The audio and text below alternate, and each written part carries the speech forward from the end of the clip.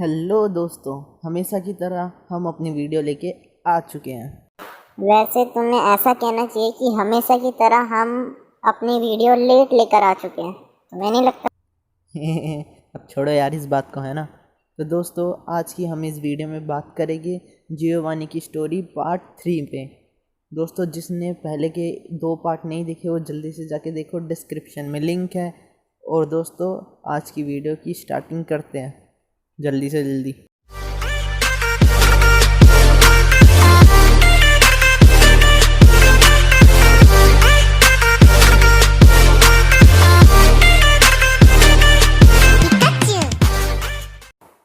दोस्तों, हमने अपनी पिछली वीडियो में ये बात तक पहुंच गए थे कि हमारे जियोवानी को फिर एक बात का पता चला जिसकी मदद से वो अपने बेटे को वापस पा सकता था।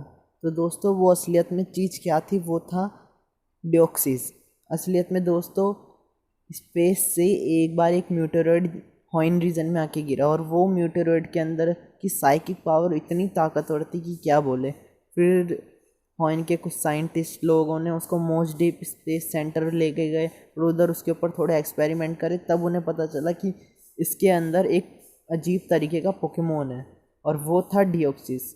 जब ये बात अपने जियोवानी को पता चली तब उसके दिमाग में ये आया कि वो डिओक्सिस की साइकिक ताकत को यूज़ करके अपने बेटे को वापस ढूंढ सकता है, जैसा उसने म्यूटो के लिए प्लान करा था वैसा ही। तो उसने अच्छे मौके देखने का इंतज़ार किया कि कब जाके मैं वो म्यूटेरॉइड उठा लूँ, और बाद में वो अच्छा मौका आ भी गया। दोस्तों, एक बार क्या हुआ, एक जंगली सेलेमेंस ना मोस्ट डीप स्पेस सेंटर में घुस के हमला करने लग गया, जिससे थोड़ी बहुत तबाही वबाही हो गई। और उसी के बीच में मौका पाके जियोवानी ने वहाँ से वो चुरा लिया म्यूटेरॉइड। दोस्तों, वैसे ये बात तो सही है कि वो जियोवानी ने पूरी की पूरी टीम रॉकेट को डिसबैंड कर दिया था, लेकिन फिर भी अभी भी थोड़ी बहुत टीम रॉकेट उसके कंट्रोल में, मतलब उसने थोड़ी बहुत टीम रॉकेट बचा के रख रखी थी, है ना। तो उसने अपने उन कुछ खास बंदों को लगा वगा के ना एक रिसर्च लैब में डिओक्सिस के ऊपर काम स्टार्ट कर दिया और उसके अंदर से म्यूटेरॉइड में से डिओक्सिस को बाहर निकालने की कोशिश करी। फिर उस समय उसको पता चला असलियत में उस एक म्यूटेरॉइड में 2 डिओक्सिस है, जिससे वो थोड़ा और खुश हो गया। ज़्यादा पोकेमोन, ज़्यादा वो ढूंढने का मौका, है ना। दोस्तों, अपने डिओक्सिस के ऊपर जो एक्सपेरिमेंट था वो ठीक ठाक चल ही रहा था और बहुत टाइम बीत गया था। और दोस्तों, इतने में ही हॉइन के अंदर अपनी वो वाली तगड़ी वाली फाइट हो गई थी, कायोग्रे वर्सेस ग्रोडोन की। दोस्तों, इस फाइट के अंदर क्या हुआ था, जो रेड ऑर्ब था ना वो टूट के रूबी में कन्वर्ट हो गया था और ब्लू ऑर्ब जो था वो टूट के सैफायर में कन्वर्ट हो गया था। हाँ, इतनी तगड़ी फाइट चल रही थी तो इस बात पे किसी ने ध्यान ही नहीं दिया लिटरली, लेकिन अपने जियोवानी ने ध्यान दिया। असलियत में दोस्तों, उस रूबी और सफ़ायर की मदद से ना अपना जियोवानी डिओक्सिस की ताकत बढ़ा सकता था। तो उसने गया और वहाँ से रूबी सफ़ायर उठा के चलता बना। दोस्तों, अपना अच्छा खासा टाइम बीता और लग गया लगभग ठीक ठाक टाइम। फिर उसके बाद जाके अपना डिओक्सिस तैयार। दोस्तों, मैंने आपको ये बात तो बता ही दी थी ना कि असलियत में मीटरोइड के अंदर 2 डिओक्सिस थे, है ना। तो उनमें से मैं बता रहा हूँ कि एक का नाम उस जियोवानी ने ऑर्गेनिज्म 1 रख दिया था और दूसरे का ऑर्गेनिज्म 2, लेकिन मैं नंबर 1 नंबर 2 बोलूँगा तो ज़्यादा कंफ्यूज मत होना, ओके। तो दोस्तों, उनमें से नंबर 1 जो था ना वो पूरी तरह तैयार हो चुका था। तब जियोवानी ये देख के भाई खुश हो गया, है ना। उसने फिर नंबर 2 को अपने कब्जे में लिया, है ना, उसको पकड़ा वकड़ा। फिर उसके बाद उसकी साइकिक ताकत को यूज़ करके अपने बेटे को ढूंढने की कोशिश करी। लेकिन दोस्तों, यहाँ पे ही हो गया लोचा। अभी ये जो नंबर 1 था ना दोस्तों, वो इतना ताकतवर था ही नहीं कि वो उसके बच्चे को ढूंढ सके। अब ये देख के तो भाई जियोवानी का दिमाग ख़राब हो गया, है ना। तब उसने अपनी सारी उम्मीद अपने नंबर 2 के ऊपर दे छोड़ दी कि नंबर 2 जब आएगा तब देखता हूँ तब क्या होगा, है ना। तब तक के लिए उसने नंबर 1 को सिर्फ अपने ऐसे वैसे कामों के लिए ही यूज़ किया। दोस्तों, फिर उसके कुछ समय मतलब कुछ दिनों बाद नंबर 2 भी पूरी तरह तैयार हो गया। लेकिन दोस्तों, जो नंबर 2 था ना उसकी साइकिक ताकत बहुत तगड़ी थी और एकदम म्यूटू को टक्कर देने वाली साइकिक ताकत थी उसकी। अब हो गया अपना जियोवानी खुश कि आखिरकार अब मुझे अपना बेटा मिलेगा, है ना। अब वैसे एक बात बता देता हूँ कि नंबर 2 तो था ताकतवर, तो उसको नंबर 1 की ज़रूरत नहीं थी, तो उसने नंबर 1 को फेंक दिया। हाँ, ये बात बता देता हूँ कि नंबर 1 भी बाद में जाके कभी काम आया, लेकिन वो कभी बाद में देखेंगे, लेकिन जियोवानी के नहीं आया काम। नंबर 2 का यहीं पे किस्सा ख़त्म हो गया। और अब नंबर 2 जो था ना, वो जैसे ही तैयार हुआ उसी टाइम वो वहाँ से लैब तोड़ के निकल गया, जैसे म्यूटो निकला था।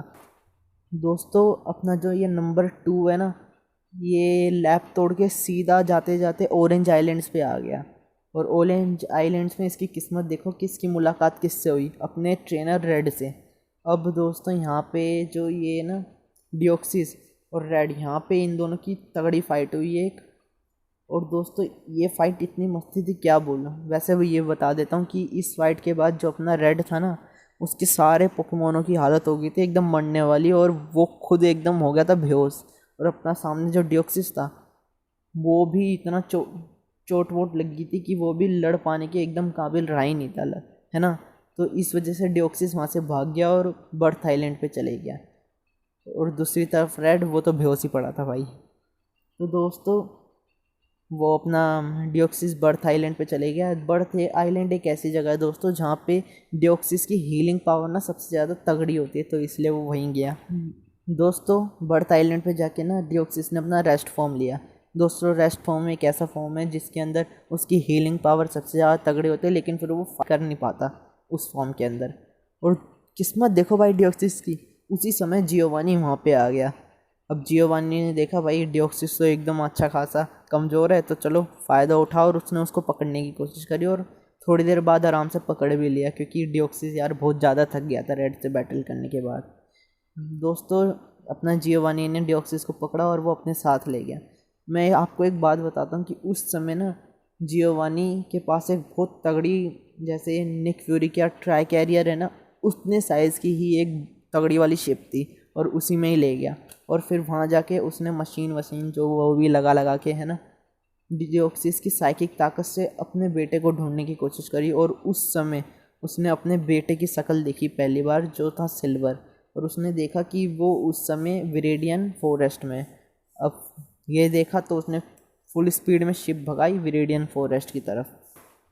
वैसे मैं बता देता हूँ, सिल्वर उस टाइम विरेडियन फॉरेस्ट में कुछ ज़्यादा खास काम से नहीं गया हुआ था। और ये भी बताता हूँ कि सिल्वर को ऑब्वियसली नहीं पता था कि उसका बाप कौन है, क्योंकि उसको बहुत छोटी उम्र में अगवा कर लिया गया था ना।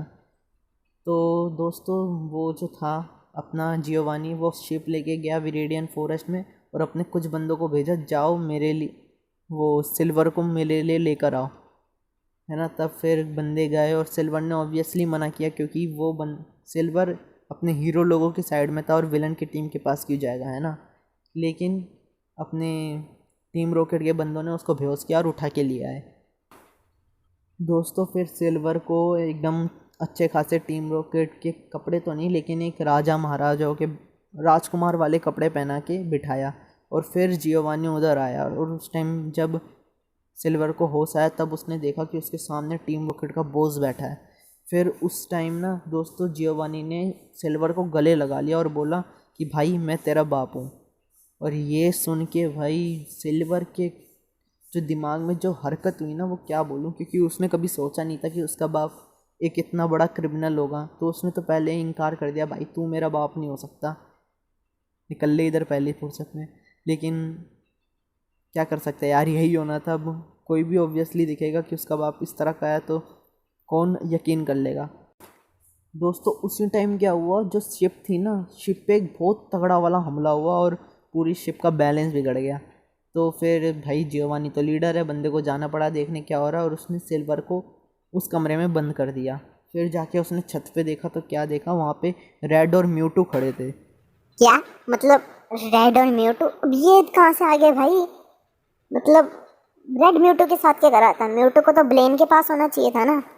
अरे ये तो मैं तुम्हें बताना ही भूल गया। दोस्तों, क्या हुआ था, जब अपना रेड बेहोश हो गया था ना डियोक्सिस से लड़के, उस टाइम वहाँ पे म्यूटू आया, और उसने ना रेड को होश में लाया और उसे बताया कि इस डियोक्सिस की साइकिक ताकत कितनी ज़्यादा ताकतवर है, और भरोसा नहीं है, वो शायद दुनिया भी तबाह कर सकता है। तो इस वजह से वो इधर आया है डियोक्सिस को रोकने के लिए, और वो चाहता था कि वो रेड के साथ टीम बना के जियोवानी के सामने लड़े, और रेड इसके लिए फिर उसके बाद वहाँ से यहाँ तक वो म्यूटू की ताकत से आया और फिर म्यूटू से ही हमला कराया, ऑब्वियसली बात है रेड ने।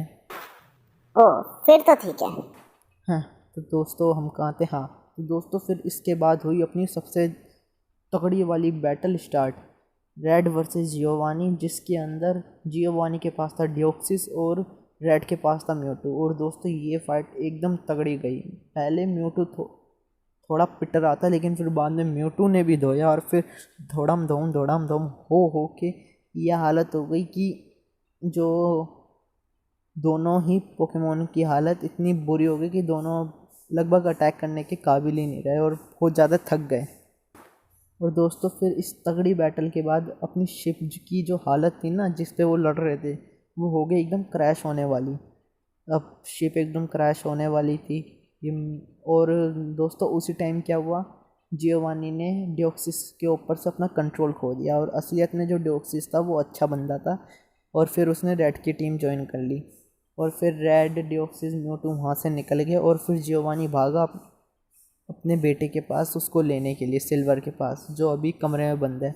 दोस्तों फिर जब वो वहाँ गया तब उसने देखा कि सिल्वर अपना पहले से ही बेहोश हो रखा है। तब उसने उसको उठाया और उसी टाइम वहाँ से वो पूरी की पूरी शिप क्रैश हो गई जंगल में ही।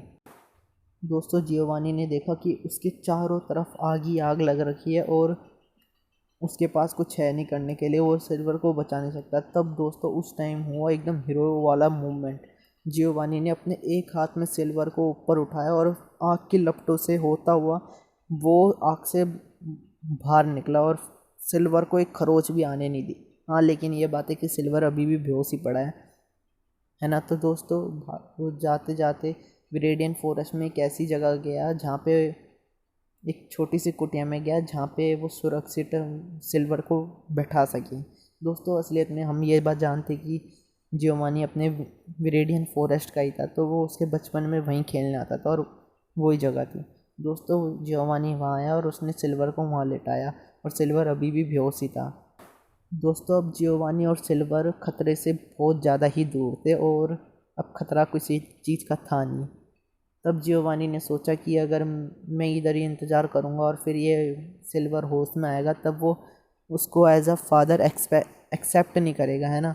तो इस वजह से दोस्तों जियोवानी ने क्या किया कि वो सिल्वर को वहीं छोड़ के चले गया और फिर वो कहाँ गया किसी को नहीं पता चला। हैं वो अपने बेटे को छोड़ के चले गया। अब वैसे सिल्वर बेहोश है, अगर उसके ऊपर किसी ने हमला कर दिया तो? अरे उसकी चिंता तुम मत करो, जैसे सिल्वर के कुछ पोकेमोन जैसे उसका स्नीजल उसकी रक्षा कर रहे थे उस टाइम, और जियोवानी भी जानता था कि ये बस नॉर्मली बेहोश हुआ, थोड़ी देर बाद होश में आ ही जाएगा। हाँ फिर तो ठीक है। हाँ तो मैं कहा था, हाँ दोस्तों क्या हुआ फिर जो रेड और उसके सारे दोस्त वोस्त थे, सिल्वर के दोस्त, वो वहाँ पहुँचे और उन्होंने सिल्वर को होश में लाया और फिर तुम समझ जाओ सिल्वर का एकदम सुरक्षित हो गया था उस टाइम। और दूसरी तरफ जियोवानी वो किधर गया लगभग किसी को भी नहीं पता। हाँ बाद में हम पता है और वो किधर गया वो हम देखेंगे नेक्स्ट एपिसोड में, क्योंकि आज की वीडियो तो अच्छी खासी लंबी हो ही गई दोस्तों, है ना। दोस्तों आज आपको ये वीडियो अच्छी लगी तो लाइक कर देना, है ना, सब्सक्राइब कर देना, है ना, जो करना वो कर देना, है ना। अबे है ना मोन्टाना देख कर आया क्या जो है ना करे जा रहा है? यार तुम ना सारा मूड ख़राब कर दे, तो चलो छोड़ो कोई बात नहीं दोस्तों, आज की वीडियो के लिए बस इतना ही। Thanks for watching.